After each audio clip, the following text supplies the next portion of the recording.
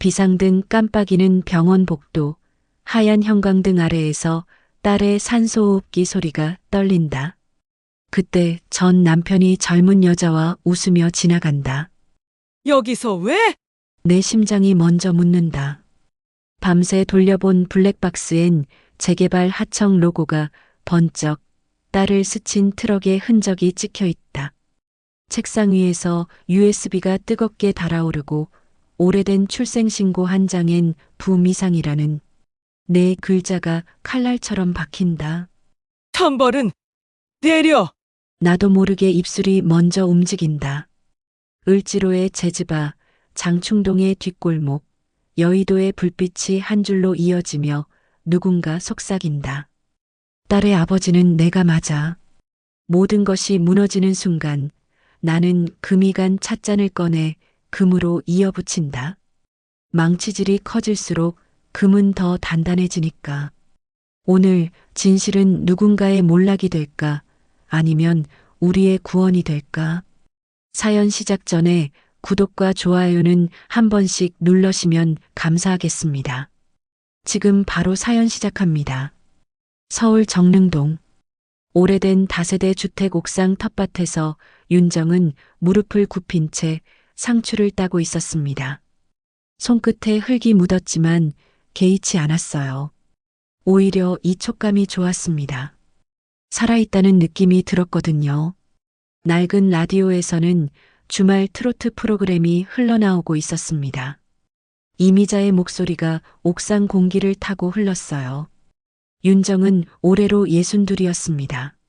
젊은 시절 종로 귀금속 상가에서 세공 일을 했었죠. 가는 금실을 다루고 작은 보석을 세팅하는 일, 섬세한 손길이 필요한 작업이었습니다. 그 시절 윤정의 손은 늘 빛났어요. 하지만 이제는 은퇴했습니다. 요즘은 성북시장 안쪽에 자리한 작은 카페에서 시간제 일을 하고 있었어요. 설거지도 하고 커피도 내리고 손님들과 이야기도 나누는 소박한 일상이었습니다. 결혼한 지 35년 만에 이혼한 지 이제 1년이 되었습니다. 처음엔 세상이 무너지는 것 같았어요. 어떻게 살아야 할지 막막했습니다. 하지만 천천히, 아주 천천히 윤정은 혼자만의 리듬을 찾아가고 있었어요. 딸 서영이는 올해 38이었습니다. 기자로 일하며 바쁘게 살고 있었죠. 연락은 뜸했습니다.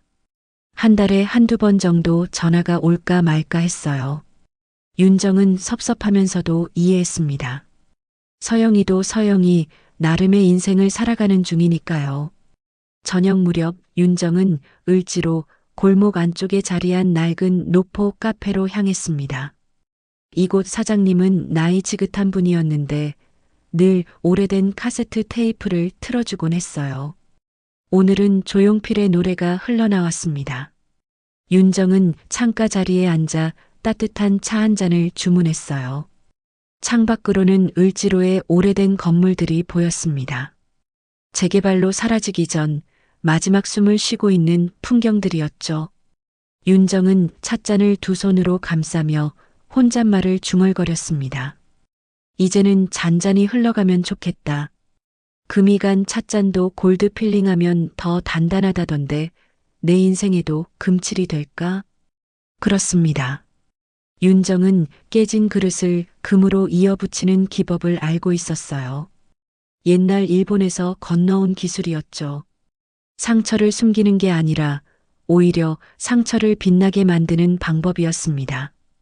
윤정은 자신의 인생도 그렇게 될 수 있을까 생각했어요. 그때였습니다. 주머니 속에서 휴대폰이 울렸어요. 윤정은 화면을 확인했습니다. 모르는 번호였어요. 처음엔 스팸 전화인 줄 알았습니다. 하지만 뭔가 예감이 좋지 않았어요. 손이 떨렸습니다. 윤정은 천천히 통화 버튼을 눌렀습니다. 여보세요? 윤정 씨 맞으시죠? 서영 씨 보호자분이신가요? 남자 목소리였습니다. 차분하지만 긴장감이 배어 있었어요. 네, 맞는데요. 무슨 일이? 저희 성북중앙병원 응급실입니다. 따님이 교통사고를 당하셨어요. 지금 응급처치 중이니 빨리 오시는 게 좋겠습니다. 윤정의 손에서 찻잔이 떨어질 뻔했습니다. 정신이 하얗게 변했어요. 심장이 미친 듯이 뛰었습니다. 뭐라고요? 서영이가 얼마나 다쳤어요? 지금 의료진이 최선을 다하고 있습니다. 자세한 건 오셔서 설명드리겠습니다. 전화가 끊겼습니다. 윤정은 일어서려다 다리에 힘이 풀려 주저앉을 뻔했어요. 카페 사장님이 놀라 달려왔습니다. 손님 괜찮으세요? 윤정은 가방을 움켜쥐고 황급히 가게를 나섰어요. 택시를 잡아타며 떨리는 목소리로 말했습니다. 성북중앙병원 응급실이요. 빨리 좀 가주세요. 차 안에서 윤정은 손을 꽉 쥐었습니다. 손톱이 손바닥에 파고들었어요. 서영이 얼굴이 떠올랐습니다.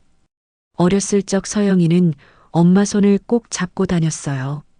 학교 갈 때도 시장 갈 때도 늘 엄마 곁에 있었죠. 그런데 언제부턴가 서영이는 혼자 걷기 시작했습니다. 대학에 가고 기자가 되고 바빠졌어요. 윤정은 그게 자연스러운 일이라고 생각했습니다. 하지만 지금 이 순간 윤정의 마음은 온통 서영이로 가득했어요. 병원에 도착했습니다. 응급실 문을 열고 들어서자 소독약 냄새가 코를 찔렀어요. 간호사에게 서영이 이름을 말하자 안쪽 침대로 안내해 주었습니다. 하얀 커튼 뒤로 서영이가 누워 있었어요. 얼굴에는 작은 상처들이 있었고 왼쪽 팔에는 깁스가 되어 있었습니다. 윤정은 다가가 서영이 손을 잡았어요. 서영아, 엄마야. 괜찮아? 서영이는 눈을 뜨지 못했습니다. 의사가 다가와 설명했어요. 생명에는 지장 없습니다. 하지만 충격이 컸어요. 왼팔 골절과 다발성 타박상이 있습니다. 일주일 정도는 입원 관찰이 필요합니다. 윤정은 고개를 끄덕였습니다. 눈물이 났지만 참았어요. 지금은 울 때가 아니었습니다. 그때 복도 저편에서 익숙한 발소리가 들렸습니다. 윤정은 고개를 돌렸어요. 태수였습니다. 윤정의 전 남편. 64세 그는 여전히 단정한 양복을 입고 있었어요. 손목에는 반짝이는 시계가 보였고 손에는 새 휴대폰을 들고 있었습니다. 태수는 윤정을 보더니 잠시 멈칫했어요. 오랜만이군. 윤정은 대답하지 않았습니다. 입술을 꽉 깨물었어요. 여기 왜 온 거예요? 아버지잖아. 그 말에 윤정의 가슴이 철렁했습니다. 아버지. 그렇죠. 법적으로는 아직 서영이의 아버지였습니다. 하지만 윤정은 그 목소리가 싫었어요. 그 목소리에는 책임감이 없었습니다. 그저 형식적인 관계만 남아있을 뿐이었어요. 1997년 IMF 외환위기 때 태수는 모든 걸 잃었다고 했습니다. 하지만 윤정은 알고 있었어요. 태수가 잃은 건 돈이 아니라 양심이었다는 걸요. 윤정은 아무 말 없이 서영이 곁을 지켰습니다. 태수는 멀찍이 서서 딸을 바라보다 나갔어요. 밤이 깊어갔습니다. 병실 창밖으로 여의도 빌딩 불빛들이 반짝였어요. 윤정은 화장실에 가려고 복도로 나왔습니다. 그런데 복도 모퉁이에서 이상한 광경을 목격했어요. 태수가 젊은 여자와 나란히 걸어가고 있었습니다. 둘은 웃고 있었어요. 윤정은 그 여자를 알고 있었습니다. 미라. 을지로에 재즈바를 운영하는 여자였죠. 소문으로만 들었던 이름이었습니다. 태수와 미라의 관계에 대한 소문도 들었어요. 하지만 직접 보니 가슴이 무너지는 것 같았습니다. 윤정은 벽에 기대 섰습니다. 숨이 막혔어요. 하늘이 보고 있겠죠. 천벌이 있을 겁니다. 윤정은 그렇게 중얼거렸습니다. 하지만 동시에 알고 있었어요. 천벌은 하늘에서 내려오는 게 아니라는 걸요. 사람이 만드는 거라는 걸요. 다음 날 아침 병실 안은 고요했습니다. 윤정은 서영이 침대 옆 간이 의자에서 밤을 지샜어요. 목과 허리가 뻐근했지만 신경 쓸 겨를이 없었습니다. 서영이는 여전히 깊은 잠에 빠져 있었어요. 의사는 오전 회진 때 말했습니다. 오늘 중으로 깨어날 겁니다. 걱정 마세요. 윤정은 고개를 끄덕였습니다. 하지만 마음 한편이 무거웠어요. 어젯밤 본 장면이 자꾸 떠올랐습니다. 태수와 미라, 둘이 함께 걷던 모습. 윤정은 물 한 잔을 마시고 복도로 나왔어요. 공중전화 부스 옆에서 담당 간호사가 다가왔습니다. 보호자분, 잠깐 말씀 좀 드려도 될까요? 윤정은 멈춰섰습니다. 네, 무슨 일이세요? 간호사는 주변을 살피더니 목소리를 낮췄어요. 어제 저녁 사고 시각 직후에 병원으로 이상한 전화가 걸려왔어요. 익명이었는데 현장 블랙박스를 꼭 확보하라고 하더라고요. 누가 왜 그런 전화를 했는지 모르겠지만 혹시 뭔가 아시는 게 있으신가요? 윤정의 가슴이 철렁했습니다.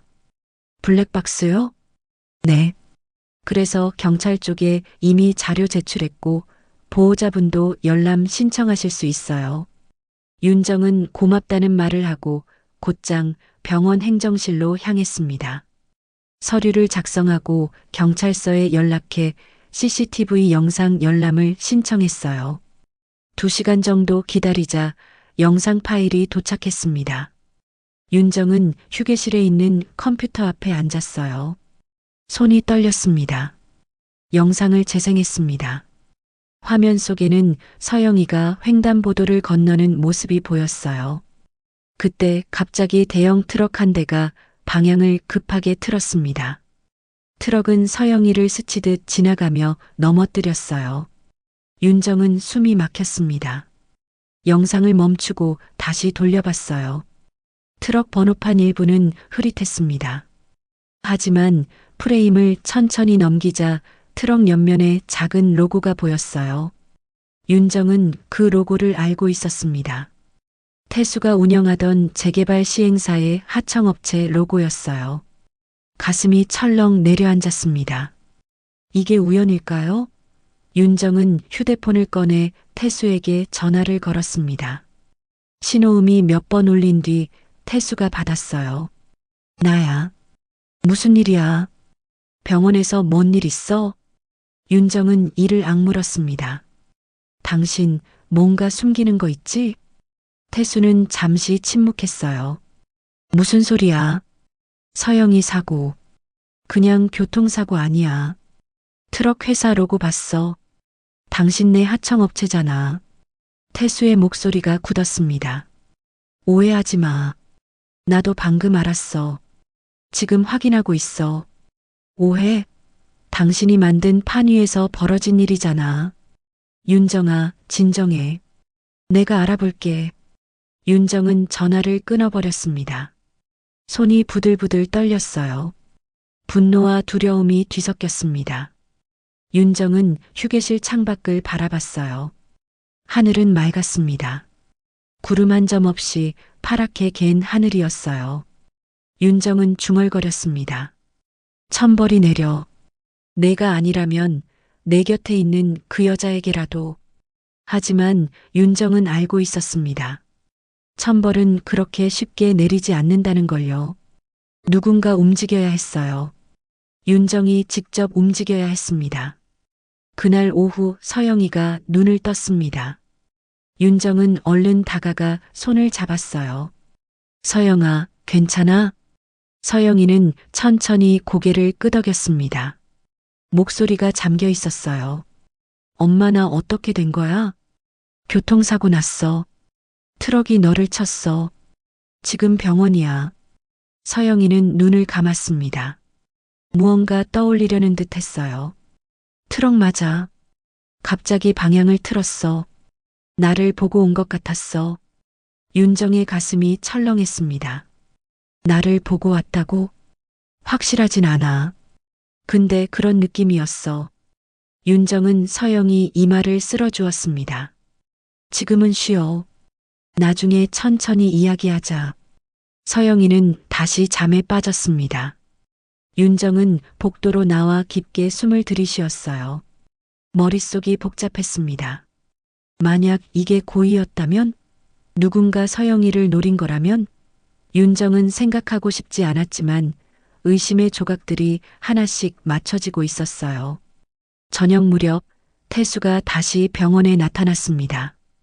손에는 과일 바구니를 들고 있었어요. 윤정은 복도에서 태수를 가로막았습니다. 들어오지 마. 나도 아버진데. 아버지? 지금 그 말이 나와? 태수는 한숨을 쉬었습니다. 윤정아, 나도 상황 파악하고 있어. 하청업체 쪽 확인했어. 그 트럭 기사는 개인 과실이래. 회사랑은 상관없대. 믿을 것 같아? 나도 의심스러워. 그래서 변호사 선임했어. 제대로 조사할 거야. 윤정은 태수를 똑바로 쳐다봤습니다. 당신이 만든 판이잖아. 재개발 현장, 하청업체, 비자금 소문. 다 당신이 엮인 일이야. 그런데 지금 와서 상관없다고? 태수는 입술을 깨물었습니다. 내가 모든 걸 통제할 수 있는 건 아니야. 그럼 누가 통제해? 당신 밑에 있는 사람들, 당신이 믿는 사람들. 태수는 대답하지 못했습니다. 윤정은 돌아서려다 말고 마지막으로 물었어요. 어젯밤 복도에서 누구랑 있었어? 태수의 얼굴이 굳었습니다. 뭘 봤어? 다 봤어. 미라. 그 여자랑 웃으면서 걷던 거. 태수는 한숨을 길게 내쉬었습니다. 그건 오해야. 그냥 아는 사람이야. 아는 사람이 병원까지 따라와? 윤정은 더 이상 말하고 싶지 않았습니다. 돌아서서 병실로 들어갔어요. 태수는 복도에 혼자 남았습니다. 밤이 깊어졌습니다. 윤정은 병실 창가에 서서 여의도 불빛을 바라봤어요. 도시는 여전히 반짝이고 있었습니다. 하지만 그 불빛 속에 얼마나 많은 어둠이 숨어 있는지 윤정은 알 것 같았어요. 윤정은 주머니에서 오래된 반지를 꺼냈습니다. 결혼 반지였어요. 이혼하고도 버리지 못했던 반지였습니다. 윤정은 반지를 손바닥 위에 올려놓고 바라봤어요. 작은 금반지였습니다. 세월이 지나 광택은 바랬지만 여전히 단단했어요. 윤정은 중얼거렸습니다.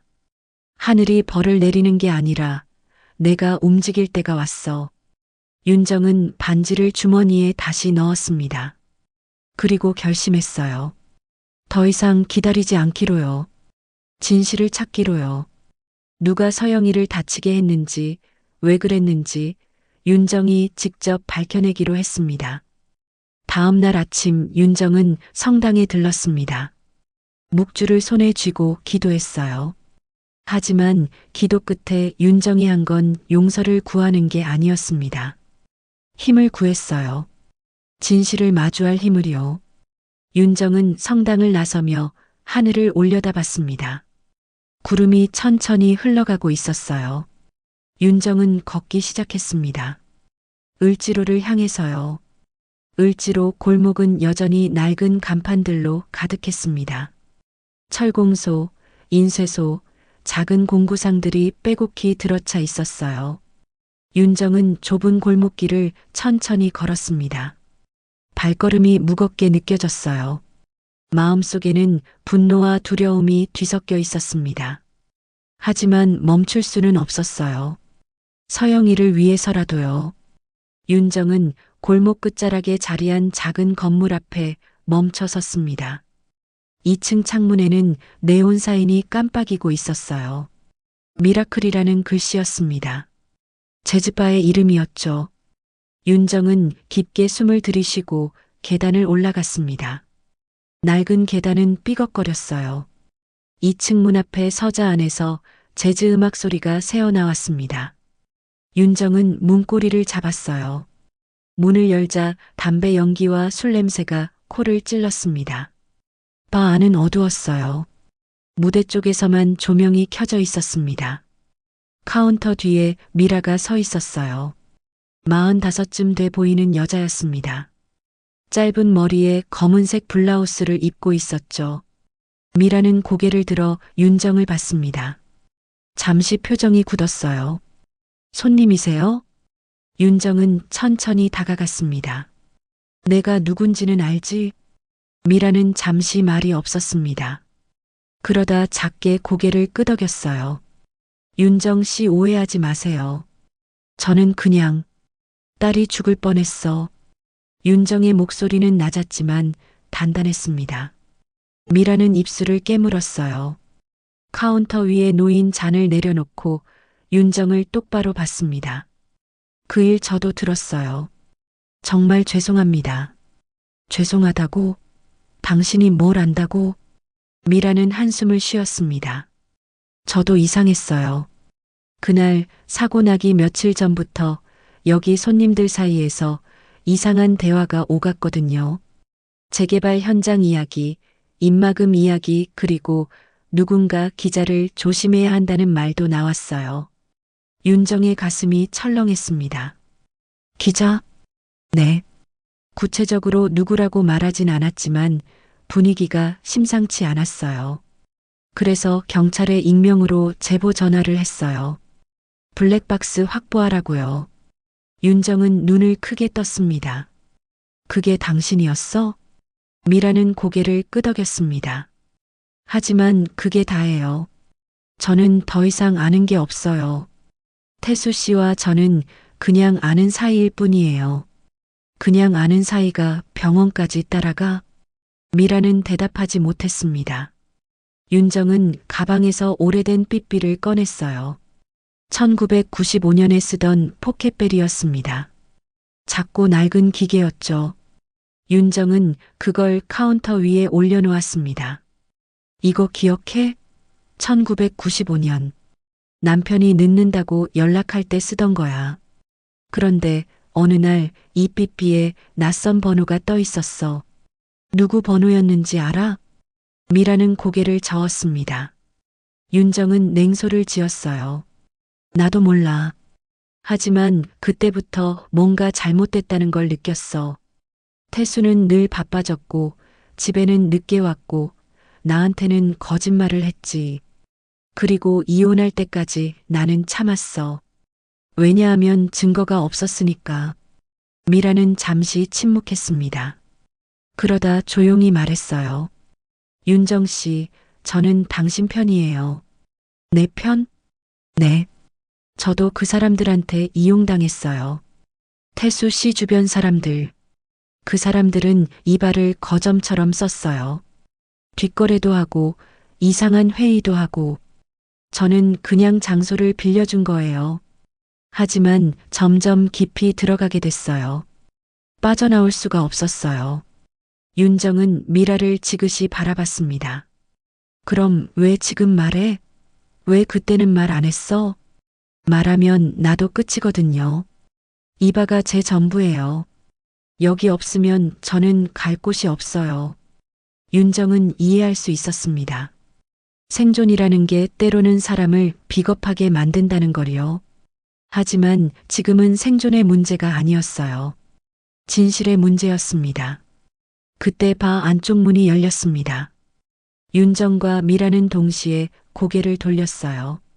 중년 남자가 들어왔습니다. 50대 후반쯤 돼 보이는 남자였어요. 정장을 입고 있었고 얼굴에는 날카로운 인상이 새겨져 있었습니다. 윤정은 그를 알고 있었어요. 장국장이었습니다. 태수의 오른팔이라 불리던 사람이었죠. 장국장은 윤정을 보더니 표정을 굳혔습니다. 여기서 이러시면 곤란합니다. 윤정은 자리에서 일어섰습니다. 곤란한 건 당신 쪽 아니에요? 장국장은 차갑게 웃었습니다. 윤정 씨, 오래간만입니다. 그런데 여기 왜 오신 겁니까? 딸 걱정되시면 병원에 계셔야죠. 내 딸이 왜 다쳤는지 알고 싶어서 왔어요. 장국장은 팔짱을 꼈습니다. 교통사고는 누구한테나 일어날 수 있는 일 아닙니까? 대표님도 걱정하고 계십니다. 합의금도 충분히 드릴 테니 너무 예민하게 생각하지 마세요. 윤정의 눈빛이 차갑게 변했습니다. 합의금? 돈으로 입 막으려는 거예요? 장 국장은 대답하지 않았습니다. 대신 미라를 쳐다봤어요. 사장님, 손님 응대 좀 잘하세요. 이런 식으로 시끄러우면 영업에 지장 있지 않습니까? 미라는 고개를 숙였습니다. 윤정은 그 모습을 보며 가슴이 답답했어요. 미라도 결국 이 구조 안에 갇혀 있었습니다. 윤정은 가방을 들고 장 국장에게 다가갔어요. 그리고 낮은 목소리로 말했습니다. 끝까지 가볼까요? 당신네가 숨기는 게 뭔지 내가 다 밝혀낼 거예요. 장 국장은 비웃듯이 말했습니다. 윤정 씨, 세상 일이 그렇게 간단하지 않습니다. 증거도 없이 함부로 나섰다간 오히려 다칠 수 있어요. 윤정은 대답하지 않았습니다. 돌아서서 발을 나섰어요. 계단을 내려가며 윤정은 주먹을 꽉 쥐었습니다. 손이 떨렸어요. 분노 때문이 아니었습니다. 두려움 때문도 아니었어요. 각오 때문이었습니다. 윤정은 이제 돌아갈 수 없다는 걸 알았습니다. 골목을 빠져나와 큰 길로 나오자 차들이 쌩쌩 지나갔습니다. 윤정은 버스 정류장 벤치에 앉았어요. 하늘을 올려다봤습니다. 구름이 빠르게 흘러가고 있었어요. 윤정은 중얼거렸습니다. 하늘이 벌을 내리길 기다릴 수 없어. 내가 직접 진실을 찾을 거야. 윤정은 휴대폰을 꺼내 서영이의 친구인 도윤 기자에게 전화를 걸었습니다. 신호음이 몇 번 울린 뒤 도윤이 받았어요. 윤정 이모님, 무슨 일이세요? 도윤 씨, 부탁이 있어요. 서영이가 조사하던 자료 있잖아요. 그거 나한테 좀 보내줄 수 있어요? 도윤은 잠시 망설였습니다. 이모님, 그건 위험할 수 있어요. 서영이가 다친 것도 그 때문일 수 있거든요. 그래서 더 봐야 해요. 내가 직접 확인해야 해요. 도윤은 한숨을 쉬었습니다. 알겠습니다. USB에 담아서 병원으로 가져갈게요. 하지만 조심하세요. 그 사람들 장난 아니에요. 전화를 끊고 윤정은 다시 하늘을 봤습니다. 해가 구름 뒤로 숨었다 나타났어요. 빛과 그림자가 교차했습니다. 윤정은 일어섰어요. 병원으로 돌아갈 시간이었습니다. 서영이 곁을 지킬 시간이었어요. 그리고 진실을 찾을 준비를 할 시간이었습니다. 윤정은 걷기 시작했습니다. 발걸음은 무겁지 않았어요. 오히려 단단했습니다. 윤정은 더 이상 두렵지 않았어요. 이제 싸울 준비가 됐으니까요. 병원으로 돌아오는 길, 윤정의 머릿속은 복잡했습니다. 장 국장의 차가운 눈빛이 자꾸 떠올랐어요. 미라의 떨리는 목소리도 귓가에 맴돌았습니다. 윤정은 버스에 몸을 실었어요. 창밖으로 서울의 풍경이 스쳐 지나갔습니다. 빌딩들, 사람들, 자동차들 모두가 바쁘게 움직이고 있었어요. 하지만 윤정의 시선은 어느 한 곳에도 머물지 않았습니다. 병원에 도착하자 도윤이 먼저 와 있었습니다. 로비 의자에 앉아 기다리고 있었어요. 윤정을 보자 일어섰습니다. 이모님, 여기 있습니다. 도윤은 작은 USB를 건넸어요. 윤정은 그걸 받아 주머니에 넣었습니다. 고마워요, 도윤 씨.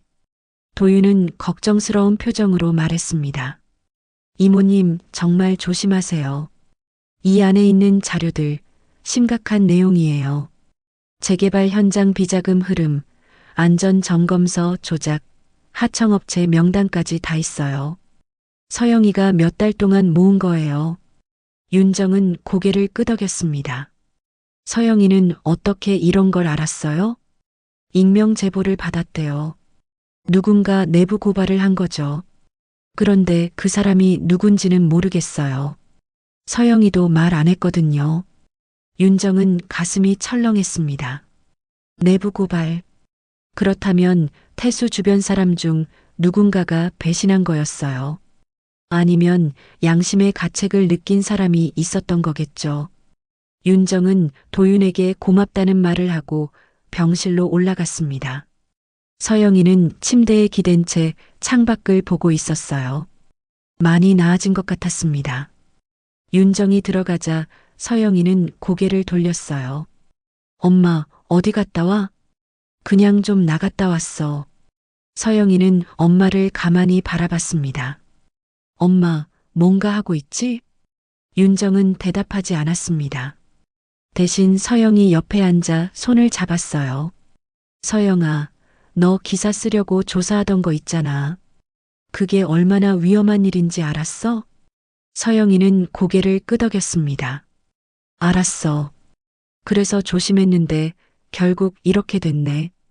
누가 제보했어? 누가 그 자료들을 내게 줬어?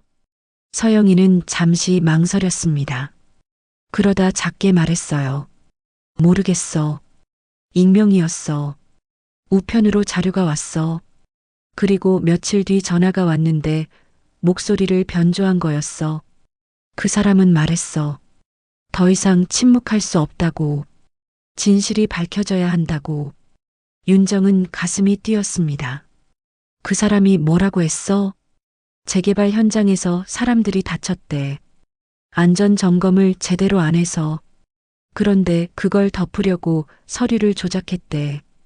돈도 뿌렸고, 언론도 막았고, 그래서 자기가 직접 나서는 거라고. 윤정은 눈을 감았습니다. 태수가 만든 판이었어요.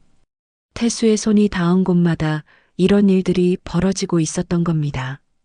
윤정은 오랫동안 모르고 살았어요. 아니, 모른 척 했는지도 몰랐습니다. 하지만 이제는 달랐어요. 더 이상 외면할 수 없었습니다. 저녁 무렵 태수가 병실에 찾아왔습니다. 손에는 도시락을 들고 있었어요. 서영아, 아빠가 죽 사왔어. 먹을 수 있겠어? 서영이는 고개를 돌렸습니다. 대답하지 않았어요. 윤정이 일어서며 말했습니다. 나가세요. 태수는 윤정을 봤습니다. 윤정아, 나도 아버지야. 딸 보러 왔는데. 아버지? 아버지라는 사람이 뭘 했는데? 태수는 입술을 깨물었습니다. 무슨 소리야? 윤정은 가방에서 USB를 꺼냈습니다. 태수 앞에 내밀었어요. 이거 봤어. 서영이가 조사하던 자료. 재개발 현장 비자금, 안전점검서 조작, 하청업체 유착. 다 당신 회사 일이잖아. 태수의 얼굴이 굳었습니다. 그건 오래전 일이야. 지금은 다 정리됐어. 정리됐다고? 사람들이 다쳤는데? 그걸 덮으려고 서류 조작했는데? 태수는 한숨을 쉬었습니다. 윤정아, 세상 일이 그렇게 깨끗하게만 돌아가지 않아. 나도 어쩔 수 없었어. 어쩔 수 없었다고? 윤정의 목소리가 떨렸습니다. 딸이 죽을 뻔했는데 어쩔 수 없었다고? 서영이가 끼어들었습니다. 엄마, 그만해. 아빠도 모르고 있었을 수 있어. 윤정은 서영이를 봤습니다. 서영아, 넌 왜 아빠를 감싸? 감싸는 게 아니야. 그냥 확실한 증거가 있어야 해. 지금은 추측만으로는 안 돼. 태수는 서영이를 고맙다는 듯 바라봤습니다. 하지만 윤정은 달랐어요. 윤정은 증거가 필요하다는 걸 알고 있었습니다. 그래서 이 USB를 받은 거였어요. 윤정은 태수에게 말했습니다. 나가세요. 더 이상 여기 오지 마세요. 태수는 도시락을 침대 옆 탁자에 놓고 나갔습니다. 문이 닫히고 나자 윤정은 주저앉았어요. 다리에 힘이 풀렸습니다. 서영이가 걱정스럽게 물었어요. 엄마, 괜찮아? 윤정은 고개를 끄덕였습니다. 괜찮아. 엄마는 괜찮아. 하지만 괜찮지 않았어요. 가슴속에서 뭔가 무너지는 것 같았습니다. 윤정이 알던 태수는 이미 오래전에 사라졌어요. 지금 남은 건 거짓과 욕망으로 가득 찬 남자뿐이었습니다. 밤이 깊어졌습니다. 서영이가 잠든 뒤 윤정은 병실을 나와 옥상으로 올라갔어요. 서울의 야경이 펼쳐져 있었습니다. 불빛들이 반짝였어요. 윤정은 난간에 기대 섰습니다. 바람이 불었어요. 차가운 바람이었습니다. 윤정은 USB를 꺼내 손바닥 위에 올려놓았습니다. 작은 기계였어요. 하지만 이 안에는 거대한 진실이 담겨 있었습니다. 윤정은 이걸 어떻게 해야 할지 고민했어요. 경찰에 제출해야 할까? 언론에 공개해야 할까? 아니면 태수와 직접 대면해야 할까? 그때 누군가 옥상 문을 열고 들어왔습니다. 윤정은 고개를 돌렸어요. 미라였습니다. 미라는 조심스럽게 다가왔어요. 윤정 씨, 여기 계셨네요. 윤정은 놀랐습니다. 여기 어떻게? 병원 로비에서 봤어요. 올라가는 거. 그래서 따라왔어요. 윤정은 경계심을 늦추지 않았습니다. 무슨 일이에요? 미라는 잠시 망설이다 말했습니다. 할 말이 있어요. 오늘 낮에 다 못한 이야기요. 윤정은 미라를 기다렸습니다. 미라는 깊게 숨을 들이쉬고 말했어요. 저 사실 태수 씨와 특별한 관계는 아니에요. 그냥 아는 사이예요. 하지만 제가 아는 건 있어요. 태수 씨 주변 사람들이 뭘 아는지요. 뭘 안다는 거예요? 미라는 주머니에서 작은 수첩을 꺼냈습니다. 여기 적혀 있어요. 제바에서 오간 대화들. 날짜별로 다 적었어요. 누가 누구를 만났는지, 무슨 이야기를 했는지. 저는 증거를 모으고 있었어요. 언젠가 필요할 거라고 생각했거든요. 윤정은 수첩을 받아들었습니다. 페이지를 넘겼어요. 빼곡하게 적힌 글씨들이 보였습니다. 날짜, 시간, 사람 이름, 대화 내용. 윤정의 손이 떨렸습니다. 왜 이걸 나한테 줘요? 미라는 눈을 감았습니다. 저도 이제 끝내고 싶어요. 이렇게 사는 거, 저도 겁나요. 하지만 누군가는 나서야 해요. 윤정 씨라면 할 수 있을 것 같아요. 윤정은 미라를 봤습니다. 미라의 눈에는 눈물이 고여 있었어요. 윤정은 수첩을 꼭 쥐었습니다. 고마워요. 미라는 고개를 끄덕이고 돌아섰습니다. 옥상 문을 열고 나가려다 멈춰 섰어요. 뒤돌아보며 말했습니다. 조심하세요. 그 사람들 정말 위험해요. 문이 닫혔습니다.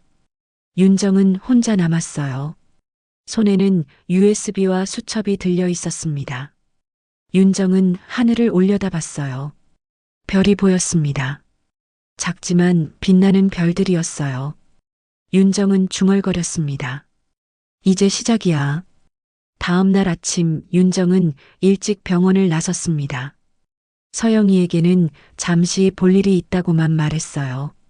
서영이는 걱정스러운 눈빛으로 엄마를 바라봤지만 말리지 않았습니다. 윤정은 지하철을 타고 종로로 향했어요. 오랜만에 가보는 길이었습니다. 종로 귀금속 상가는 여전히 그 자리에 있었습니다. 좁은 골목 안쪽 작은 세공실들이 다닥다닥 붙어 있었어요. 윤정은 그중 한 곳으로 들어갔습니다. 오래된 친구가 운영하는 곳이었어요. 문을 열자 금속 냄새와 기계 돌아가는 소리가 반겼습니다. 윤정이 아니가. 안쪽에서 화난 목소리가 들렸어요. 정이었습니다. 윤정과 함께 일했던 동료였죠. 이제는 60을 훌쩍 넘긴 나이였지만 여전히 정정했어요. 정희는 윤정을 반갑게 맞았습니다. 언니, 오랜만이에요. 그러게. 얼마만이요? 한 년은 된 것 같네. 앉아. 차 한잔 할까? 두 사람은 작은 탁자에 마주 앉았습니다. 정희가 보이차를 따라 주었어요. 윤정은 한 모금 마시고 천천히 말을 꺼냈습니다. 언니, 부탁이 있어요. 정희는 윤정을 봤습니다. 무슨 일인데? 윤정은 가방에서 USB와 미라의 수첩을 꺼냈어요. 탁자 위에 놓았습니다. 이거 좀 맡아주실 수 있어요? 안전한 곳에요. 정희는 눈을 크게 떴습니다. 이게 뭔데? 중요한 거예요. 혹시 모를 일에 대비해서 백업을 만들어 두고 싶어요. 정희는 심각한 표정이 됐습니다. 윤정아, 너 무슨 일에 휘말린 거 아니요? 윤정은 한숨을 쉬었습니다. 그리고 모든 걸 이야기했어요. 서영이 사고, 재개발 현장 비리, 태수와의 관계, 미라가 준 수첩까지요. 정희는 말없이 듣고 있었습니다. 이야기가 끝나자 정희는 윤정의 손을 꽉 잡았어요. 걱정된다. 위험할 수도 있어. 알아요. 하지만 해야 해요. 서영이를 위해서라도요. 정희는 고개를 끄덕였습니다. 알겠어. 맡길게. 여기 금고에 넣어둘게. 아무도 못 찾아. 윤정은 고마운 마음에 정희를 꼭 안았습니다. 두 사람은 한참 동안 말없이 앉아 있었어요. 창밖으로 종로 거리가 보였습니다. 사람들이 오가고 있었어요.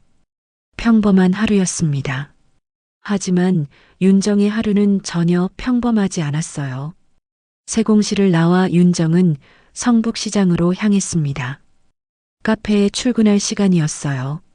사장님은 윤정을 반갑게 맞았습니다. 윤정 씨, 딸은 좀 어때요?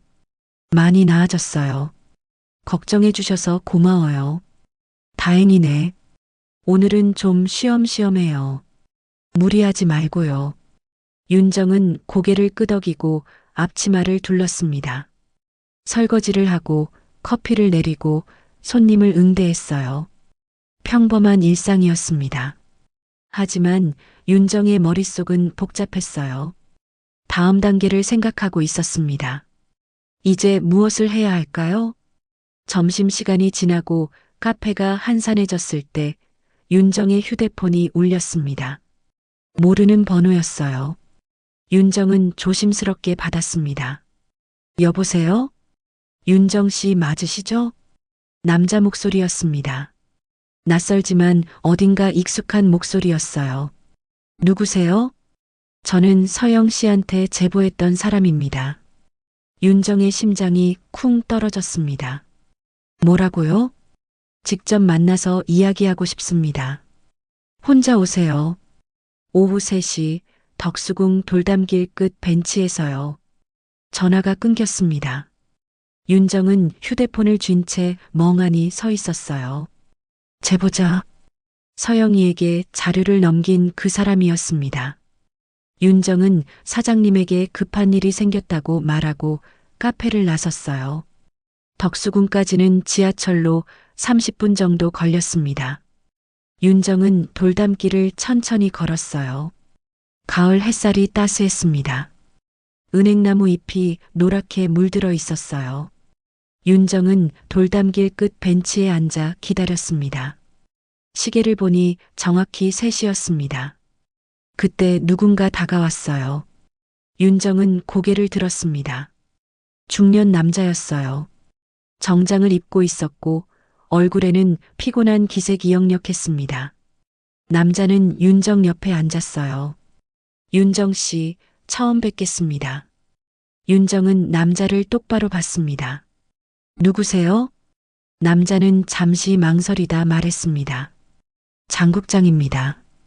윤정은 숨이 멎는 것 같았습니다. 장국장, 어제 제즈바에서 만났던 그 사람이었어요. 태수의 오른팔이라 불리던 사람. 윤정은 벌떡 일어서려 했습니다. 하지만 장국장이 말을 이었어요. 앉아 계세요. 할 말이 있습니다. 윤정은 주저하다 다시 앉았습니다. 하지만 경계를 늦추지 않았어요. 장국장은 하늘을 올려다보며 말했습니다. 저는 태수 대표님과 30년을 함께 일했습니다. 그분을 위해서라면 뭐든 할 수 있다고 생각했어요. 하지만 이제는 아닙니다. 무슨 소리예요? 장국장은 윤정을 봤습니다. 눈에는 회한이 가득했어요. 제가 서영 씨한테 제보한 사람입니다. 윤정은 믿을 수 없다는 표정이었습니다. 왜요? 왜 그런 짓을 했어요? 장 국장은 한숨을 쉬었습니다. 양심 때문입니다. 재개발 현장에서 사람들이 다쳤어요. 하청업체 노동자들이요. 제대로 된 안전 장비도 없이 일하다 떨어지고 다치고 죽었어요. 하지만 우리는 그걸 덮었습니다. 돈으로 입을 막고 서류를 조작하고 언론을 차단했어요. 윤정은 가슴이 답답했습니다. 그럼 왜 지금까지 가만히 있었어요? 무서웠으니까요. 저도 공범이었으니까요. 하지만 더 이상은 못 참겠더라고요. 그래서 서영 씨한테 자료를 넘긴 겁니다. 익명으로요. 윤정은 장 국장을 노려봤습니다. 그런데 서영이가 다쳤잖아요. 그것도 당신네 하청업체 트럭한테요. 그게 우연이라고 생각해요? 장 국장은 고개를 저었습니다. 우연이 아닙니다. 제가 조사했어요. 누군가 의도적으로 사고를 낸 겁니다. 서영 씨를 막으려고요. 누가요? 누가 그런 짓을 했어요? 장 국장은 대답하지 않았습니다. 입술을 깨물었어요. 윤정은 알 수 있었습니다. 장 국장도 정확히는 모른다는 걸요. 아니, 알고 있지만 말할 수 없는 걸 수도 있었어요. 윤정 씨, 조심하세요. 이 일은 생각보다 깊습니다. 태수 대표님만의 문제가 아니에요. 그 위에도 사람들이 있어요. 권력 있는 사람들이요. 윤정은 차갑게 웃었습니다. 그래서 어쩌라는 거예요? 포기하라고요? 장 국장은 고개를 저었습니다. 아니요. 싸우세요. 하지만 혼자서는 안 됩니다. 도움이 필요해요. 당신이 도와줄 건가요? 장 국장은 잠시 침묵했습니다. 그러다 주머니에서 봉투 하나를 꺼냈어요. 윤정에게 건넸습니다. 여기 더 많은 자료가 있습니다. 비자금 흐름 관련된 사람들 명단, 통화 기록까지요. 이걸로 싸우세요. 윤정은 봉투를 받았습니다. 무거웠어요. 장 국장은 일어섰습니다. 저는 이제 떠나야 합니다. 오래 있으면 들킬 수 있어요. 잠깐만요. 윤정이 불렀습니다. 장 국장이 돌아봤어요. 윤정은 물었습니다. 왜 이러는 거예요? 진짜 이유가 뭐예요? 장 국장은 쓸쓸하게 웃었습니다. 속죄입니다. 제가 저지른 죄를 조금이라도 갚고 싶어서요. 장 국장은 돌담길을 따라 걸어갔습니다. 윤정은 그 뒷모습을 바라봤어요. 가을 햇살 속에서 장 국장의 그림자가 길게 늘어졌습니다. 윤정은 봉투를 꽉 쥐었어요. 손이 떨렸습니다. 벤치에 다시 앉아 윤정은 봉투를 열었습니다. 안에는 서류 뭉치가 들어 있었어요. 은행 거래 내역서, 계약서, 통화 기록지, 그리고 사진들. 윤정은 한 장 한 장 넘겨봤습니다. 가슴이 무거워졌어요. 이 자료들은 태수뿐만 아니라 많은 사람들을 무너뜨릴 수 있는 증거였습니다. 윤정은 서류를 다시 봉투에 넣고 가방에 넣었습니다. 일어서서 돌담길을 걸었어요. 낙엽이 바람에 흩날렸습니다. 윤정은 하늘을 올려다봤어요. 구름이 천천히 흘러가고 있었습니다. 윤정은 중얼거렸습니다. 이제 진짜 시작이야. 밤이 깊어갔습니다. 장충동 족발 골목에는 사람들이 드문드문 보였어요. 한 골목 안쪽 허름한 식당에 태수와 장 국장, 그리고 미라가 마주 앉아 있었습니다. 테이블 위에는 소주병과 안주가 놓여 있었어요. 하지만 아무도 손을 대지 않았습니다. 태수는 소주잔을 들었다 내려놓았어요. 국장, 자네 요즘 이상해. 무슨 일 있나? 장 국장은 대답하지 않았습니다. 창밖을 바라보고 있었어요. 태수는 다시 물었습니다. 나한테 숨기는 거 있어? 장 국장은 천천히 고개를 돌렸습니다. 대표님, 이번 일 어떻게 마무리할 생각이십니까? 뭘 말하는 건가? 서영 씨 사고요. 그리고 기사건요. 태수는 눈살을 찌푸렸습니다. 기사는 막았어. 편집국장이랑 이야기했고 더 이상 나가지 않을 거야. 장 국장은 쓴웃음을 지었습니다. 그렇게 막는다고 진실이 사라지는 건 아닙니다. 태수는 소주잔을 들어 단숨에 비웠습니다. 자네, 오늘 이상하네. 무슨 말을 하고 싶은 거야? 장 국장은 잠시 망설이다 입을 열었습니다. 대표님, 그만하시죠. 더 이상은 안 됩니다. 사람들이 다쳤어요. 죽기도 했고요. 이제 그만 멈춰야 합니다. 태수의 얼굴이 굳었습니다. 자네 지금 뭐라는 거야? 미라가 끼어들었습니다. 대표님, 저도 같은 생각이에요. 이번 일 선을 넘었어요. 태수는 두 사람을 번갈아 봤습니다. 너희들 지금 나한테 설교하는 거야? 지금까지 누구 덕분에 먹고 살았는데? 미라는 고개를 숙였습니다. 하지만 말을 이었어요. 죄송합니다. 하지만 제 바에서 이상한 이야기들이 너무 많이 오갔어요. 그날도 그랬어요. 누군가 말했어요. 이번엔 딸까지 건드리면 입 다물겠지, 라고요. 태수는 놀란 표정이었습니다. 뭐라고? 미라는 태수를 똑바로 봤습니다. 대표님이 시킨 건 아니라는 거 알아요. 하지만 대표님이 만든 판 위에서 벌어진 일이에요.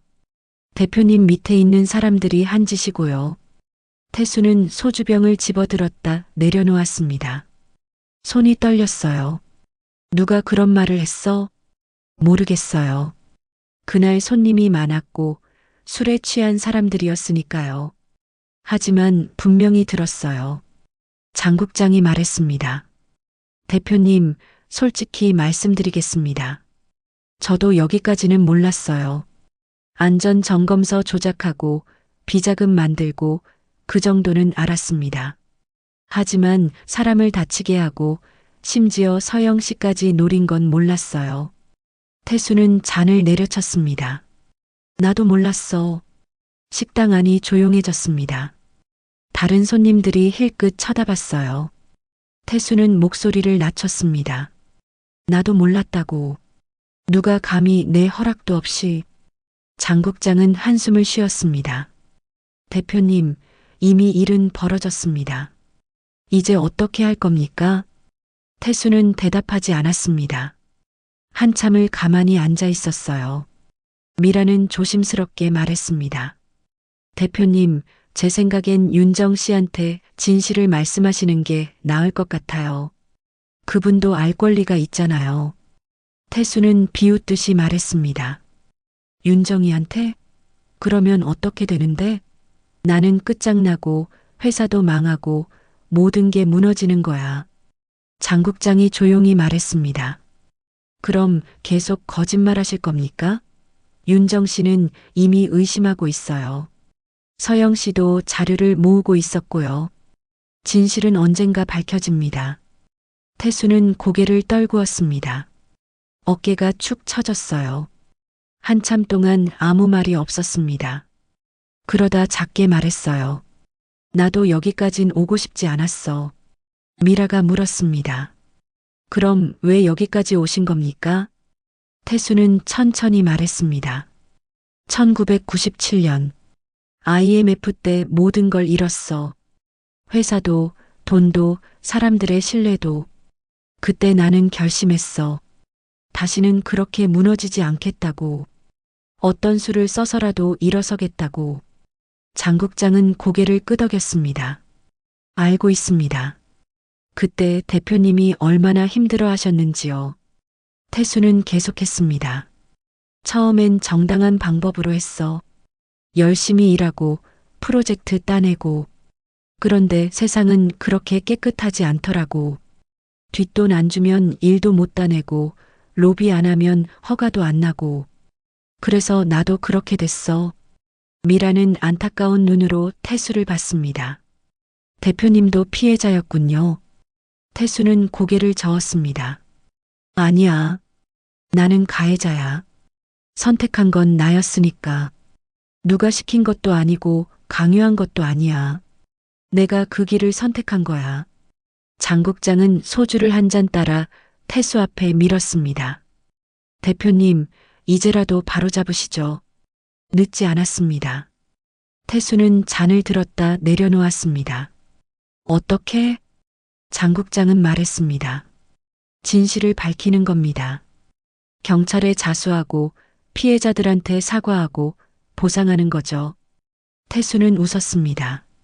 쓸쓸한 웃음이었어요. 그러면 나는 감옥 가는 거야. 그래도 해야 합니다. 태수는 한참을 생각했습니다. 창밖을 바라봤어요. 거리에는 사람들이 지나다니고 있었습니다. 평범한 사람들이었어요. 태수는 중얼거렸습니다. 윤정이가 날 용서할까? 미라가 대답했습니다. 모르겠어요. 하지만 용서를 구해야죠. 그게 대표님이 할 수 있는 최소한이에요. 같은 시각 윤정은 정릉동 집에 있었습니다. 작은 방 책상 앞에 앉아 노트북을 켰어요. 장 국장이 준 봉투를 열고 서류들을 하나씩 펼쳤습니다. 은행 거래 내역서에는 거액의 돈이 오갔던 기록이 있었어요. 계약서에는 허위로 작성된 안전점검 항목들이 보였습니다. 통화 기록지에는 수상한 번호들이 적혀 있었어요. 윤정은 서류를 보며 하나씩 정리했습니다. 날짜별로, 사건별로 분류했어요. 그러다 한 장의 서류에서 손이 멈췄습니다. 출생신고 스캔본이었어요. 윤정은 그걸 자세히 들여다봤습니다. 서류 상단에는 서영이 이름이 적혀 있었어요. 생년월일도 맞았습니다. 하지만 아버지란에는 부미상이라고 적혀 있었습니다. 윤정은 숨이 막혔어요. 무슨 뜻일까요? 태수 이름이 없다는 건? 윤정은 서류를 다시 봤습니다. 틀림없었어요. 부미상? 윤정의 손이 떨렸습니다. 이게 무슨 의미일까요? 서영이는 태수의 딸이 아니라는 건가요? 아니면 뭔가 다른 이유가 있는 건가요? 윤정은 휴대폰을 집어들었습니다. 태수에게 전화를 걸려다 멈췄어요. 지금 전화해서 물어봐야 할까요? 아니면 직접 만나서 따져야 할까요? 윤정의 머릿속이 복잡했습니다. 결국 윤정은 전화를 내려놓았습니다. 대신 서류를 다시 봉투에 넣었어요. 그리고 깊게 숨을 들이쉬었습니다. 내일 병원에 가서 서영이와 이야기해야겠다고 생각했어요. 서영이는 이 사실을 알고 있을까요? 윤정은 창밖을 봤습니다. 밤하늘에는 별이 총총했어요. 윤정은 중얼거렸습니다. 천벌은 누구에게 내리는가? 나의 무지인가? 그의 죄인가? 우리의 침묵인가? 윤정은 책상 서랍에서 오래된 사진첩을 꺼냈습니다. 펼쳐보니 어린 서영이 사진이 나왔어요. 돌잔치 사진, 유치원 입학식 사진, 초등학교 운동회 사진. 서영이는 늘 웃고 있었어요. 윤정도 웃고 있었고 태수도 웃고 있었습니다. 행복했던 시절이었어요. 하지만 그 행복 뒤에 무엇이 숨어 있었을까요? 윤정이 모르던 진실은 무엇이었을까요? 윤정은 사진첩을 덮었습니다. 눈물이 났지만 참았어요. 지금은 울 때가 아니었습니다. 진실을 마주할 때였어요. 다음 날 아침 윤정은 일찍 병원으로 향했습니다. 손에는 봉투를 꽉 쥐고 있었어요. 밤새 잠을 이루지 못했습니다. 머릿속에는 출생신고서에 부미상이라는 글자만 맴돌았어요. 버스 안에서도 병원 복도를 걸으면서도 윤정의 마음은 무거웠습니다. 병실 문을 열자 서영이가 침대에 앉아 있었어요. 많이 좋아진 모습이었습니다. 서영이는 엄마를 보고 웃었어요. 엄마, 일찍 왔네. 윤정은 미소를 지으려 했지만 잘 되지 않았습니다. 서영이 옆에 앉아 가방에서 봉투를 꺼냈어요. 서영이는 엄마의 표정을 보고 물었습니다. 엄마, 무슨 일 있어? 윤정은 봉투에서 출생신고서를 꺼냈습니다. 서영이 앞에 놓았어요. 서영아, 이거 봤니? 서영이는 서류를 내려다봤습니다. 얼굴이 하얗게 질렸어요. 입술을 깨물었습니다. 한참 동안 말이 없었어요. 윤정은 기다렸습니다. 서영이가 먼저 말할 때까지요. 서영이는 천천히 입을 열었습니다. 엄마 미안해. 내가 먼저 말했어야 했는데. 윤정의 가슴이 철렁 내려앉았습니다. 그럼 알고 있었어? 서영이는 고개를 끄덕였습니다. 작년에 알았어. 기사 조사하다가 우연히 발견했어. 처음엔 믿을 수 없었어. 그래서 확인했어. 주민센터 가서 등본도 떼보고 병원 기록도 찾아봤어. 그런데 다 맞았어. 윤정은 숨을 크게 들이쉬었습니다. 왜 말 안 했어? 서영이는 눈물을 글썽였습니다. 어떻게 말해? 엄마한테 어떻게 이런 말을 해? 그리고 나도 혼란스러웠어. 아빠가 진짜 아빠가 아니라는 게 믿기지 않았어. 윤정은 서영이 손을 잡았습니다. 그럼 누가 진짜 아버진지 알아? 서영이는 고개를 저었습니다. 몰라. 엄마도 모르는 거야? 윤정은 대답할 수 없었습니다. 정말 몰랐어요. 윤정은 태수만 알고 살았습니다. 다른 사람은 없었어요. 그런데 어떻게 이런 일이 벌어진 걸까요? 그때 병실 문이 열렸습니다. 태수였어요. 그 뒤로 미라도 들어왔습니다. 윤정과 서영이는 동시에 고개를 돌렸어요. 태수는 윤정이 손에 들린 서류를 봤습니다. 얼굴이 굳었어요. 윤정은 자리에서 일어섰습니다. 이게 뭐야? 서영이 출생신고에 당신 이름이 없잖아. 태수는 입술을 깨물었습니다. 그건 설명하기 복잡해. 복잡하긴 뭐가 복잡해? 당신이 아버지가 아니라는 거야? 태수는 대답하지 못했습니다. 미라가 조심스럽게 끼어들었습니다. 윤정 씨, 오해예요. 태수 씨는, 당신은 왜 여기 있어? 윤정이 미라를 쳐다봤습니다. 미라는 말없이 고개를 숙였습니다. 서영이가 침대에서 내려왔어요. 엄마, 진정해. 일단 다 들어보자. 윤정은 숨을 가다듬었습니다. 태수를 똑바로 봤어요. 설명해. 지금 당장. 태수는 한숨을 길게 내쉬었습니다. 창가로 다가가 밖을 봤어요. 한참을 그렇게 서 있다가 입을 열었습니다. 1997년 IMF 때였어.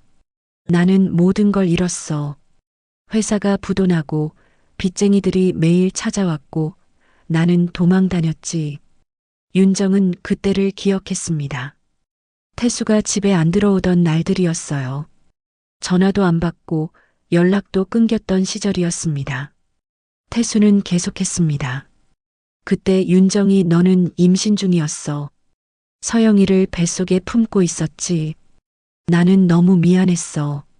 아내와 아이를 지킬 수 없다는 게. 그래서 결정했어. 무슨 결정? 태수는 돌아섰습니다. 출생신고에 내 이름을 빼기로 했어. 빚쟁이들이 서영이한테까지 손을 뻗칠까봐. 법적으로 내 딸이 아니면 빚도 물려지지 않을 거라고 생각했어. 윤정은 믿을 수 없다는 표정이었습니다. 그게 무슨... 그때 복도에서 발소리가 들렸습니다. 문이 활짝 열리며 장국장이 들어왔어요. 숨을 헐떡이고 있었습니다. 대표님, 안 됩니다. 그건 거짓말입니다. 모두가 장국장을 봤습니다. 윤정은 물었습니다. 무슨 소리예요? 장국장은 윤정을 봤습니다. 눈에는 결의가 서려 있었어요. 윤정 씨, 진실을 말씀드리겠습니다. 서영 씨의 친아버지는 저입니다. 병실의 공기가 얼어붙었습니다. 아무도 말을 하지 못했어요. 서영이는 눈을 크게 뜨고 장국장을 봤습니다. 윤정은 다리에 힘이 풀려 뒤로 물러섰어요. 태수가 소리쳤습니다. 국장, 미친 소리 하지 마. 장국장은 고개를 저었습니다. 더 이상 숨길 수 없습니다. 1997년 대표님이 금융권 로비하러 다닐 때 저는 윤정 씨를 지키라는 명령을 받았습니다. 그때 우리는 가까워졌습니다. 윤정은 기억을 더듬었습니다. 그때 장국장이 자주 집에 왔었어요. 태수 대신 생활비를 가져다 주고 이것저것 챙겨주었습니다. 하지만 그게 다였어요. 그 이상은 아니었습니다. 장국장은 계속했습니다. 저는 윤정 씨를 사랑했습니다. 하지만 표현할 수 없었어요. 대표님의 아내였으니까요. 그런데 어느 날 단 한 번의 실수가 있었습니다. 윤정은 고개를 저었습니다. 아니야. 그런 일 없었어. 장국장은 슬픈 눈으로 윤정을 봤습니다. 윤정 씨가 기억 못하는 게 당연합니다. 그날 윤정 씨는 스트레스로 약을 먹고 잠들었었어요. 저는 그때 잘못을 저질렀습니다. 윤정의 무릎이 꺾였습니다. 주저앉을 뻔했어요. 서영이가 얼른 엄마를 붙잡았습니다. 태수는 장국장에게 다가가 멱살을 잡았어요. 이 자식이 지금 무슨 소리를 하는 거야? 장국장은 태수의 손을 뿌리쳤습니다. 대표님도 알고 계셨잖습니까? 서영 씨가 태어났을 때 혈액형이 맞지 않았던걸요. 그래서 출생신고에서 대표님 이름을 뺀 거잖습니까? 태수는 할 말을 잃었습니다. 윤정은 두 손으로 얼굴을 감쌌어요. 세상이 무너지는 것 같았습니다. 서영이는 벽에 기대섰어요. 눈물이 흘러내렸습니다. 미라가 조용히 말했습니다. 그래서 대표님은 그동안 침묵하신 거군요. 진실을 숨기기 위해서. 태수는 고개를 떨구었습니다. 나는 서영이를 내 딸로 키우고 싶었어. 사랑했으니까. 진짜 아버지가 누군지는 중요하지 않았어. 장국장이 말했습니다. 하지만 진실은 중요합니다. 서영 씨는 알 권리가 있습니다. 서영이는 장국장을 봤습니다. 눈에는 복잡한 감정이 어려 있었어요. 그럼 당신이 내 친아버지라는 거예요? 장국장은 고개를 끄덕였습니다. 미안합니다. 진작 말했어야 했는데 용기가 없었습니다. 윤정은 벽을 짚고 일어섰습니다. 온몸이 떨렸어요. 장국장을 노려봤습니다. 당신이 그런 짓을 했어? 장국장은 고개를 숙였습니다. 용서를 구할 자격도 없습니다. 하지만 이제라도 진실을 밝히고 싶었습니다. 윤정은 비틀거렸습니다. 서영이가 엄마를 붙잡았어요. 엄마, 괜찮아? 윤정은 대답하지 못했습니다. 병실 문을 열고 나갔어요. 복도를 따라 걸었습니다. 어디로 가는지도 모르고 그냥 걸었어요. 옥상으로 향하는 계단을 올랐습니다. 옥상에 도착해 윤정은 난간에 기댔습니다. 서울의 풍경이 펼쳐져 있었어요. 하지만 윤정의 눈에는 아무것도 보이지 않았습니다. 눈물이 쏟아졌어요. 참았던 눈물이 한꺼번에 터져 나왔습니다. 윤정은 하늘을 올려다봤습니다. 천벌은 누구에게 내리는 거예요? 나한테예요? 내가 뭘 잘못했어요? 바람이 불었습니다. 차가운 바람이었어요. 윤정은 눈물을 닦았습니다. 그리고 생각했어요. 이제 어떻게 해야 할까요? 모든 게 거짓이었습니다. 윤정이 믿었던 모든 것들이 무너졌어요. 하지만 윤정은 알고 있었습니다. 여기서 멈출 수 없다는 걸요. 서영이를 위해서라도 일어서야 했어요. 진실과 마주해야 했습니다.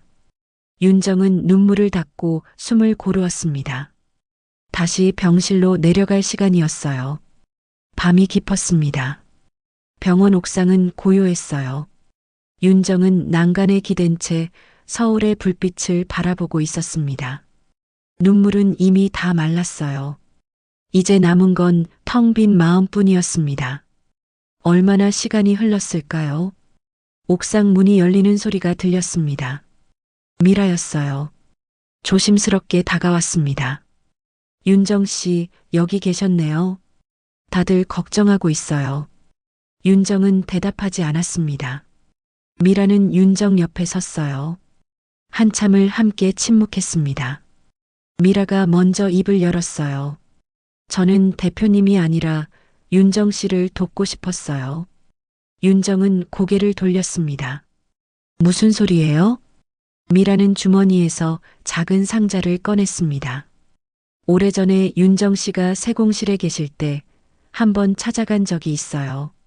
손목시계를 고치러요.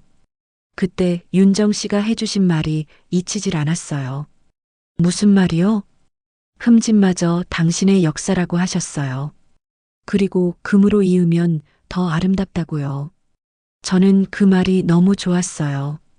제 인생의 흠집들도 그렇게 이을 수 있다면 좋겠다고 생각했죠.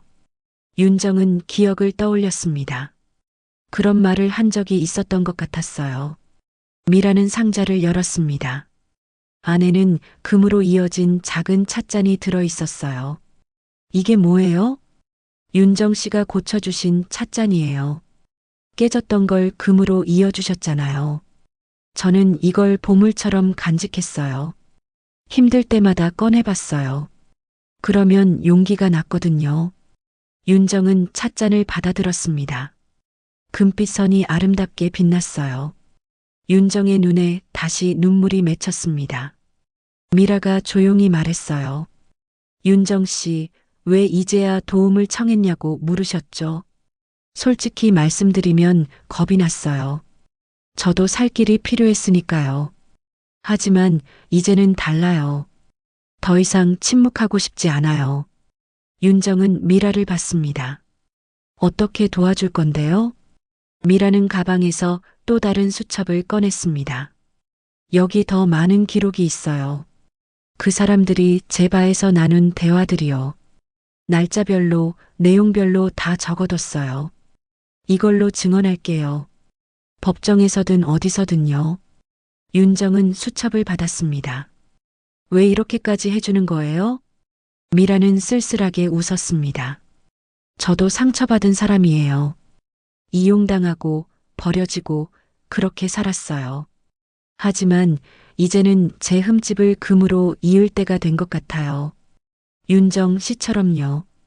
윤정은 미라의 손을 잡았습니다. 고마워요. 두 사람은 한참 동안 손을 잡고 서 있었습니다. 서울의 불빛이 둘을 비췄어요. 미라가 먼저 옥상을 나갔습니다. 윤정은 다시 혼자 남았어요. 하지만 이제는 달랐습니다. 혼자가 아니라는 걸 알았으니까요. 다음 날 윤정은 장국장을 찾아갔습니다. 장국장은 낡은 다방에 앉아 있었어요. 테이블 위에는 오래된 수첩들이 쌓여 있었습니다. 윤정이 들어서자 장국장은 고개를 들었어요. 올 줄 알았습니다. 윤정은 맞은편에 앉았습니다. 할 말이 있어요. 장국장은 고개를 끄덕였습니다. 들을 준비가 되어 있습니다. 윤정은 깊게 숨을 들이쉬었습니다. 서류에 사인한 건 당신이지만 판을 깐 건 태수예요. 그러나 아버지란 말은 쉽게 하는 게 아니에요. 장국장은 고개를 숙였습니다. 알고 있습니다. 진실이 모두를 구하진 않아요. 하지만 거짓은 모두를 망가뜨리죠. 장국장은 윤정을 봤습니다. 눈에는 후회가 가득했어요. 제가 할 수 있는 건 뭘까요? 윤정은 가방에서 USB 사본을 꺼냈습니다. 장국장 앞에 놓았어요. 당신도 증언해요. 법정에서요. 그리고 서영이한테 사과하세요. 진심으로요. 장국장은 USB를 받아들었습니다. 알겠습니다. 그렇게 하겠습니다. 윤정은 일어섰습니다. 나가려다 문 앞에서 멈춰 섰어요. 뒤돌아보며 말했습니다. 서영이는 제 딸이에요. 누가 낳았든 누가 키웠든 상관없어요. 제가 사랑하고 제가 지킬 거예요. 장국장은 눈물을 글썽였습니다. 좋은 엄마를 두었습니다. 윤정은 다방을 나섰습니다. 거리를 걸으며 생각했어요. 용서는 준비가 아니라 선택이라는 걸요. 윤정은 아직 장국장을 용서할 수 없었습니다. 하지만 언젠가는 그럴 수 있을 거라고 믿었어요. 병원으로 돌아오는 길 윤정은 성당에 들렀습니다. 묵주를 쥐고 기도했어요. 하지만 이번에는 용서를 구하지 않았습니다. 힘을 구했어요. 앞으로 나아갈 힘을요. 기도를 마치고 윤정은 성당을 나섰습니다. 병실로 돌아오자 서영이가 기다리고 있었어요. 도윤 기자도 함께 있었습니다. 서영이가 물었어요. 엄마, 괜찮아? 윤정은 고개를 끄덕였습니다. 괜찮아. 이제 정말 괜찮아. 도윤이 말했습니다. 이모님, 기자회견을 열까요? 지금이 적기예요. 여론도 들끓고 있고 국회에서도 관심을 보이고 있어요. 윤정은 잠시 생각했습니다. 그러다 고개를 저었어요. 기자회견은 나중에 해요. 먼저 할 일이 있어요. 무슨 일이요? 윤정은 서영이를 봤습니다. 서영이랑 이야기해야 해요. 엄마와 딸로서요. 도윤은 알겠다는 듯 고개를 끄덕이고 병실을 나갔습니다. 윤정과 서영이만 남았어요. 윤정은 서영이 손을 잡았습니다. 서영아, 엄마가 미안해. 몰랐어. 정말 몰랐어. 서영이는 고개를 저었습니다. 엄마 잘못 아니야. 엄마도 피해자예요. 하지만 내가 상처받았잖아. 서영이는 엄마를 꼭 안았습니다. 엄마, 괜찮아. 나는 괜찮아. 누가 친아버지든 상관없어. 나를 키워준 건 엄마고 나를 사랑해준 것도 엄마야. 그걸로 충분해. 윤정은 서영이를 안으며 눈물을 흘렸습니다. 이번에는 슬픔의 눈물이 아니었어요. 안도의 눈물이었습니다. 모녀는 한참 동안 서로를 안고 있었어요. 저녁 무렵 태수가 병실에 찾아왔습니다. 손에는 아무것도 들고 있지 않았어요. 윤정과 서영이를 보더니 문 앞에 섰습니다. 들어가지 못하고 망설이고 있었어요. 윤정이 먼저 말했습니다. 들어오세요. 태수는 조심스럽게 들어왔습니다. 서영이 침대 곁에 섰어요. 서영아, 미안하다. 아빠가 아니, 내가 잘못했어. 서영이는 태수를 봤습니다. 아빠, 아직도 제 아빠예요. 피는 속일 수 없지만 사랑은 속일 수 없잖아요. 아빠가 날 키워줬어요. 그것만으로도 충분해요. 태수는 눈물을 흘렸습니다. 고맙다. 정말 고맙다. 윤정이 말했습니다. 하지만 책임은 지셔야 해요. 재개발 현장 비리, 안전 점검 조작, 모든 걸 밝히고 사과하셔야 해요. 태수는 고개를 끄덕였습니다. 그렇게 하겠습니다. 경찰에 자수할 겁니다. 그리고 피해자들한테 사과하고 보상하겠습니다. 윤정은 태수를 봤습니다. 하늘을 원망하던 제가 결국 제 두 발로 걷고 있어요. 용서는 준비가 아니라 선택이에요. 당신을 용서할 순 없지만 서영이를 위해 함께 걸을 순 있어요. 태수는 깊게 고개를 숙였습니다. 감사합니다. 밤이 되었습니다. 병실 창밖으로 별이 빛났어요. 윤정은 창가에 서서 하늘을 올려다봤습니다. 별들이 총총했어요. 윤정은 중얼거렸습니다. 흠집까지 우리의 역사야. 그러니 금으로 이어 더 단단해져. 한 달이 흘렀습니다. 국회 청문회가 열리는 날이었어요. 여의도 국회의사당 앞에는 기자들이 몰려 있었습니다. 카메라 플래시가 터졌어요. 윤정은 검은색 정장을 입고 의사당 계단을 올랐습니다. 서영이가 옆에서 엄마를 부축했어요. 아직 완전히 회복되지 않았지만 서영이는 오늘만큼은 함께하고 싶다고 했습니다. 청문회장 안은 사람들로 가득했습니다. 기자들, 방청객들, 국회의원들이 자리를 채웠어요. 윤정은 방청석 앞쪽에 앉았습니다. 서영이가 옆에 앉았고 도윤 기자도 함께 있었어요. 미라는 뒷자리에 조용히 앉아 있었습니다. 증인석에는 세 사람이 나란히 앉았습니다. 태수, 장 국장, 그리고 하청업체 대표였어요. 세 사람 모두 긴장한 표정이었습니다. 위원장이 망치를 두드렸어요. 청문회가 시작됐습니다. 오늘 청문회는 재개발 현장 비리와 안전 점검 조작 의혹에 대한 진상 규명을 위해 소집되었습니다. 증인 여러분, 사실대로 증언해 주시기 바랍니다. 첫 질문은 야당 의원이 던졌습니다. 태수 대표님, 귀하의 회사가 진행한 재개발 현장에서 다수의 안전사고가 발생했습니다. 그런데도 안전점검서는 모두 적합 판정을 받았습니다. 어떻게 된 일입니까? 태수는 마이크 앞으로 몸을 기울였습니다. 떨리는 목소리로 말했어요. 죄송합니다. 안전점검서를 조작했습니다. 청문회장이 술렁였습니다. 기자들이 받아 적기 시작했어요. 위원이 다시 물었습니다. 왜 조작했습니까? 태수는 잠시 침묵했습니다. 그러다 천천히 말했어요. 비용을 절감하기 위해서였습니다. 제대로 된 안전시설을 갖추려면 돈이 많이 들었습니다. 그래서 서류만 통과시키고 실제로는 부실하게 공사를 진행했습니다. 그 결과 노동자들이 다쳤습니다. 알고 계셨습니까? 태수는 고개를 끄덕였습니다. 알고 있었습니다. 하지만 덮었습니다. 돈으로 합의하고 언론 보도를 막았습니다. 방청석에서 웅성거림이 일었습니다. 윤정은 태수를 바라봤어요. 태수의 어깨가 축 처져 있었습니다. 다른 위원이 질문했습니다. 하청업체와의 유착 관계도 있었습니까? 장국장이 마이크를 당겼습니다. 제가 대답하겠습니다. 유착 관계가 있었습니다. 저희는 하청업체에 일감을 몰아주고 그 대가로 리베이트를 받았습니다.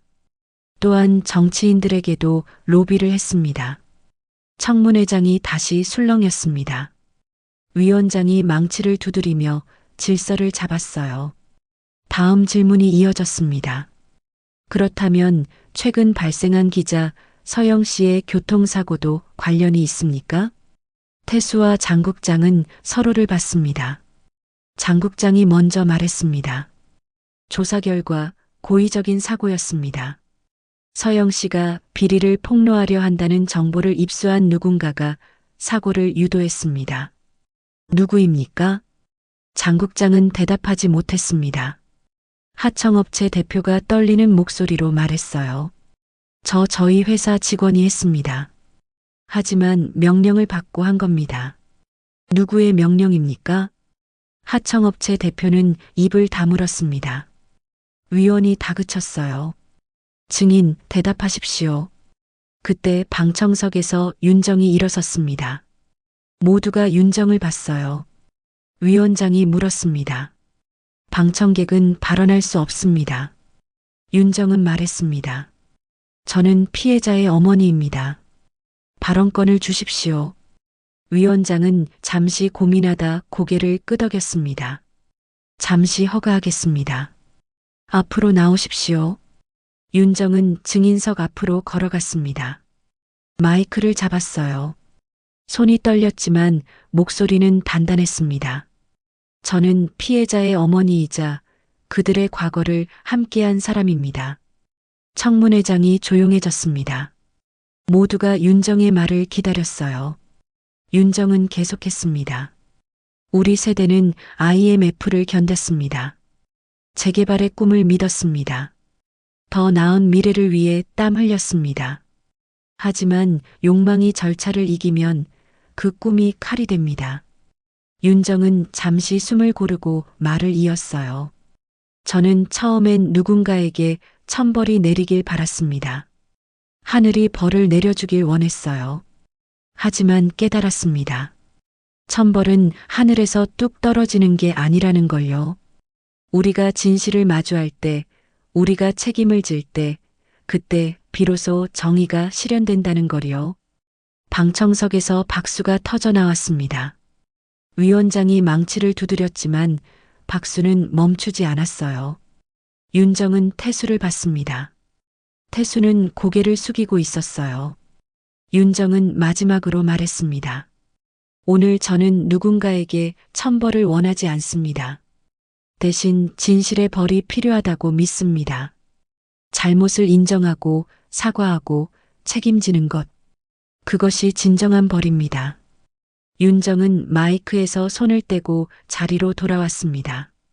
서영이가 엄마를 꼭 안았어요. 도윤은 눈물을 닦았습니다. 미라도 박수를 치고 있었어요. 청문회가 계속됐습니다. 증인들의 증언이 이어졌어요. 비자금 흐름 로비 내역, 피해자 명단이 공개됐습니다. 오후 내내 증언이 계속됐어요. 해가 기울어갈 무렵 위원장이 말했습니다. 마지막으로 증인들에게 묻겠습니다. 피해자들에게 할 말이 있습니까? 태수가 일어섰습니다. 깊게 고개를 숙였어요. 죄송합니다. 제 욕심 때문에 많은 분들이 다치고 고통받았습니다. 변명의 여지가 없습니다. 남은 생을 속죄하며 살겠습니다. 장국장도 일어났습니다. 저 역시 공범입니다. 잘못을 알면서도 방관했습니다. 용서를 구할 자격도 없지만 진심으로 사죄드립니다. 하청업체 대표도 고개를 숙였습니다. 청문회장은 숙연해졌어요. 위원장이 말했습니다. 이번 청문회를 통해 밝혀진 사실들은 검찰에 송치될 것입니다. 또한 피해자 보상 방안도 마련하겠습니다. 그때 또 다른 위원이 추가 발언을 했습니다.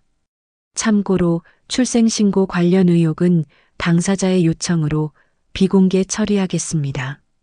피해자 보호가 우선입니다. 윤정은 안도의 한숨을 쉬었습니다. 서영이의 사생활은 지켜질 수 있었어요. 윤정은 서영이 손을 꽉 잡았습니다. 서영아, 내 상처를 세상이 소비하게 두지 않을 거야. 서영이는 고개를 끄덕였습니다. 고마워, 엄마. 청문회가 끝났습니다. 사람들이 자리에서 일어났어요. 기자들이 윤정에게 몰려들었습니다.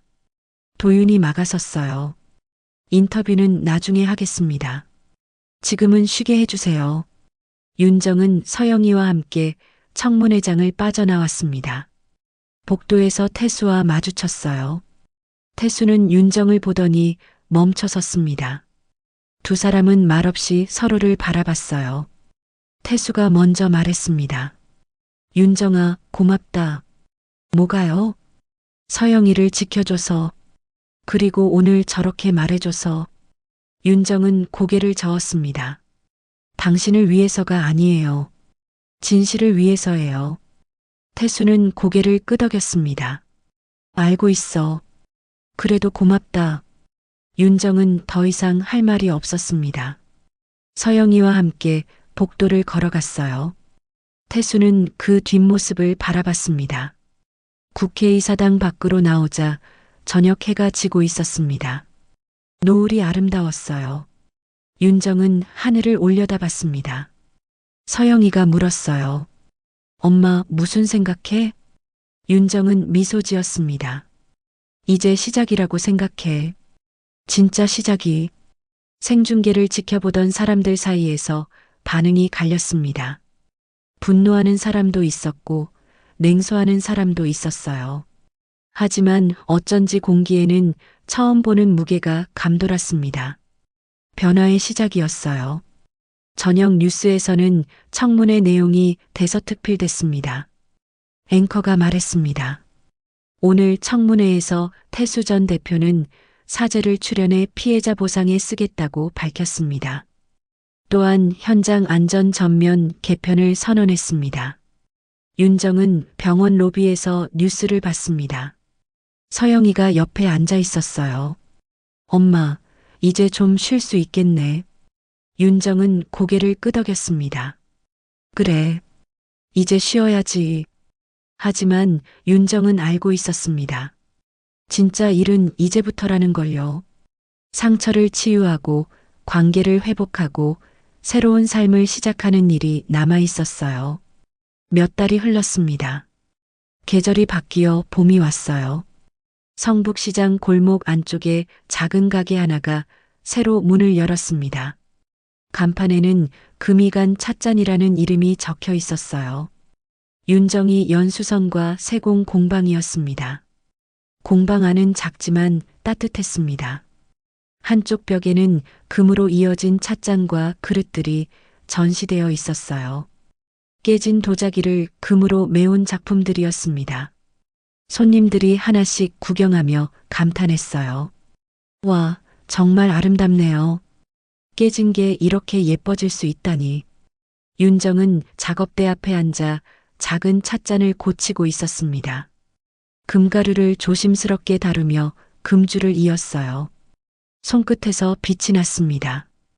예전 세공실에서 일하던 때처럼요. 윤정은 이 일이 좋았습니다. 깨진 것을 고치고 상처를 아름답게 만드는 일이요. 공방 한켠에는 작은 책상이 있었습니다. 서영이가 그곳에 앉아 노트북을 두드리고 있었어요. 완전히 회복한 서영이는 이제 다시 기자 일을 시작했습니다. 하지만 예전과는 달랐어요. 이제는 폭로 기사가 아니라 치유를 다루는 기사를 쓰고 있었어요. 서영이가 말했습니다.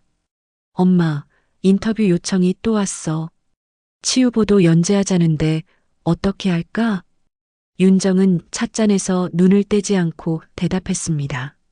상처 파는 기사 말고 상처 덮는 기사로 가자. 희망을 주는 이야기를 써. 서영이는 미소 지으며 고개를 끄덕였습니다. 알았어, 엄마. 문이 열리며 손님이 들어왔습니다. 미라였어요. 손목에는 윤정이 만든 금줄 팔찌를 차고 있었습니다. 미라는 봉투 하나를 꺼내 윤정에게 건넸어요. 윤정 씨, 여기 계약서예요. 바 임대료 낮춰주는 대신 공방 작품을 제 바에 전시하기로 했어요. 손님들이 좋아할 것 같아요. 윤정은 계약서를 받았습니다. 고마워요, 미라 씨. 같이 잘해봐요. 미라는 공방을 둘러봤습니다. 여기 정말 좋네요. 따뜻해요. 깨진 것들이 이렇게 아름다워질 수 있다니 신기해요. 윤정은 웃으며 말했습니다. 우리도 그래요. 깨졌지만 다시 이어질 수 있어요. 더 단단하게요. 미라는 고개를 끄덕이고 나갔습니다. 윤정은 다시 작업에 집중했어요. 오후 내내 손님들이 드문드문 들어왔습니다. 깨진 그릇을 가져오는 사람, 전시된 작품을 구경하는 사람, 그냥 차 한 잔 마시러 오는 사람들이었어요. 공방은 조용하지만 활기찼습니다. 저녁 무렵 배달이 왔습니다. 커다란 화환이었어요. 윤정이 카드를 확인했습니다. 미안합니다.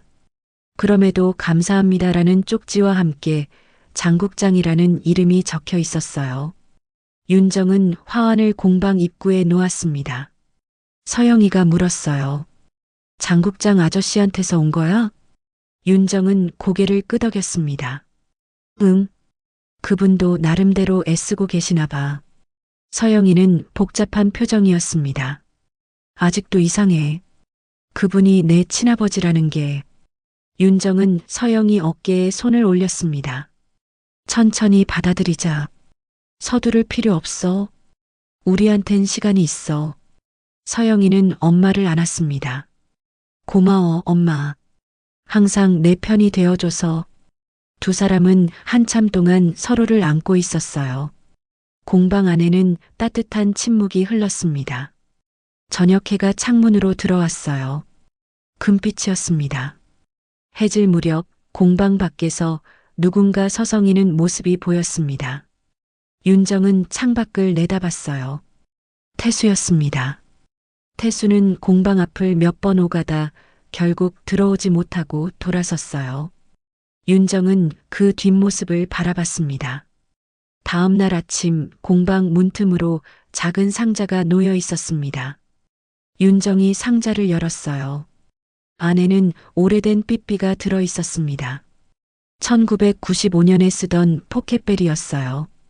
메모가 함께 있었습니다. 그때의 모든 미안함을 여기에 묶어둡니다. 나는 벌을 받겠습니다. 당신은 살아가 주세요. 태수. 윤정은 삐삐를 손에 쥐었습니다. 작고 낡은 기계였어요. 하지만 무거웠습니다. 그 안에 담긴 과거의 무게 때문이었어요. 윤정은 삐삐를 서랍 깊숙이 넣었습니다. 언젠가 다시 꺼내볼 날이 올지도 모르지만 지금은 아니었어요. 오전에 손님 한 명이 찾아왔습니다. 할머니였어요. 손에는 깨진 밥그릇을 들고 있었습니다. 이거 고칠 수 있나요? 시어머니한테 물려받은 건데 떨어뜨려서 깨졌어요. 윤정은 밥그릇을 받아들었습니다. 물론이에요. 금으로 이어드릴게요. 더 아름다워질 거예요. 할머니는 눈물을 글썽였습니다. 고마워요. 이거 버릴까 생각했는데 고칠 수 있다니 다행이네요. 윤정은 할머니에게 말했습니다. 깨진 것도 다시 쓸 수 있어요. 흠집마저 우리의 역사니까요. 할머니는 고개를 끄덕이며 나갔습니다. 윤정은 밥그릇을 작업대에 놓고 금가루를 꺼냈어요. 조심스럽게 금줄을 이어나갔습니다. 빛이 났어요. 깨진 자리에서 빛이 났습니다. 점심시간에 도윤 기자가 찾아왔습니다. 이모님, 기사 나왔어요. 한번 보세요. 도윤은 신문을 펼쳤습니다. 일면에는 윤정의 사진과 함께 기사가 실려 있었어요. 금이 간 찻잔, 상처를 빛으로 바꾸다라는 제목이었습니다. 기사에는 윤정의 이야기와 공방 소식이 담겨 있었어요. 윤정은 기사를 읽으며 미소 지었습니다. 잘 썼네요. 고마워요, 도윤 씨. 도윤은 웃으며 말했습니다. 이모님 이야기는 많은 사람들한테 힘이 될 거예요. 벌써 문의 전화가 많이 왔어요. 오후부터 정말로 사람들이 몰려왔습니다. 깨진 그릇을 가져오는 사람, 전시작품을 사러 오는 사람, 윤정의 이야기를 듣고 싶어 하는 사람들이었어요. 공방은 북적였습니다. 윤정은 바빴지만 행복했어요. 저녁이 되자 시장이 조용해졌습니다. 윤정과 서영이는 공방 문을 닫고 정리를 시작했어요. 서영이가 말했습니다. 엄마, 오늘 정말 바빴다. 그치? 윤정은 고개를 끄덕이며 웃었습니다. 그래. 근데 좋았어. 사람들이 희망을 찾는 것 같아서. 서영이는 전시된 찻잔을 바라봤습니다. 금빛 선이 빛나고 있었어요. 엄마, 우리도 저 찻잔 같은 거지? 윤정은 서영이를 봤습니다. 그래. 깨졌지만 금으로 이어졌어. 그래서 더 단단해. 두 사람은 창밖을 봤습니다. 성북시장 거리에는 가로등이 켜지고 있었어요. 사람들이 오가고 가게들이 불을 밝히고 하루가 저물어 갔습니다. 평범한 저녁이었어요. 하지만 윤정에게는 특별했습니다. 이제 윤정은 자신의 자리를 찾았으니까요. 라디오에서 트로트 한 구절이 흘러나왔습니다. 윤정은 작업대 앞에 앉아 마지막 금물 접착을 마쳤어요. 깨진 찻잔이 완성됐습니다. 금빛 선이 아름답게 빛났어요. 윤정은 찻잔을 들어 햇빛에 비춰봤습니다. 반짝였습니다. 윤정은 속삭였습니다. 흠집까지 우리의 역사야. 그러니 금으로 이어 더 단단해져. 서영이가 엄마 옆에 앉았습니다. 엄마, 이제 행복해? 윤정은 잠시 생각했습니다. 행복. 그 단어가 어색하게 느껴지던 때가 있었어요. 하지만 지금은 달랐습니다. 윤정은 고개를 끄덕였어요. 응, 행복해. 완벽하진 않지만 그래도 행복해. 그럼 됐어. 그걸로 충분해. 해가 완전히 졌습니다. 공방에는 작은 등불만 켜져 있었어요. 윤정과 서영이는 나란히 앉아 내일 작업할 도자기들을 살펴봤습니다. 깨진 것들이었어요. 하지만 곧 금으로 이어질 것들이었습니다. 윤정은 하늘을 올려다봤습니다. 별이 떠올랐어요. 작지만 빛나는 별들이었습니다. 윤정은 생각했어요. 천벌은 하늘에서 뚝 떨어지는 게 아니었습니다. 우리가 서로를 향해 내리던 칼끝을 거두고 진실을 마주할 때 비로소 멈추는 거였어요. 윤정은 작업대 위에 찻잔을 다시 봤습니다. 금빛이 빛났어요. 깨졌지만 이어졌고 그래서 더 아름다웠습니다. 윤정의 인생도 그랬어요. 깨졌지만 이어졌고 그래서 더 단단해졌습니다. 공방 문 밖에서 누군가 멈춰섰습니다. 유리창 너머로 윤정과 서영이의 모습이 보였어요. 태수였습니다. 태수는 한참을 그렇게 서서 바라봤습니다. 그러다 조용히 돌아섰어요. 발걸음은 무겁지 않았습니다. 이제 태수도 자신의 길을 걸을 시간이었으니까요. 밤이 깊어갔습니다. 성북시장은 잠들었어요. 하지만 금이 간 찻잔 공방에는 여전히 불이 켜져 있었습니다. 윤정과 서영이는 내일을 준비하고 있었어요. 깨진 것들을 고치고 상처를 빛으로 바꿀 내일을요. 윤정은 마지막으로 공방을 둘러봤습니다. 금으로 이어진 찻잔들, 그릇들, 작은 도자기들이 선반에 놓여 있었어요. 모두 깨졌던 것들이었습니다. 하지만 이제는 빛나고 있었어요. 윤정도 그랬습니다. 깨졌지만 다시 일어섰고 이제는 빛나고 있었어요.